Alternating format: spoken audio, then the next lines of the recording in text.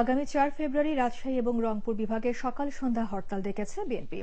দলের ভারপ্রাপ্ত মহাসচিব মির্জা ফখরুল ইসলাম আলমগীর সহ নেতা কর্মীদের মুক্তির দাবিতে আরও ৪ দফা আন্দোলন কর্মসূচি ঘোষণা করেছে বিএনপির ২ বিভাগীয় শাখা। রাজশাহী মহানগর বিএনপি কার্যালয়ে যৌথ সংবাদ সম্মেলনে এই কর্মসূচি ঘোষণা করা হয়। এ সময় দলের যুগ্ম মহাসচিব মিজানুর রহমান মিনু জানান, তাদের কর্মসূচির মাধ্যমে বিএনপি নেতাদের নামে দায়ের করা মামলা প্রত্যাহার, গুম, হত্যা বন্ধ এবং শেয়ার বাজার, পদ্মা সেতু, হলমার্ক, ডেস্টিনি, সুরঞ্জিত সেনগুপ্তের অর্থ কেলেঙ্কারির বিচার চাওয়া হবে। বিএনপির স্থায়ী কমিটির সদস্য অবসরপ্রাপ্ত লেফটেন্যান্ট জেনারেল মাহবুবুর রহমান এ সময় উপস্থিত ছিলেন। রাজশাহী এবং রংপুর বিভাগ সহ সারা দেশের স্থানীয় কেন্দ্রীয় নেতাদের নামে মিথ্যা মামলা প্রত্যাহার ও পুলিশি নির্যাতন বন্ধের জোর দাবি করছি।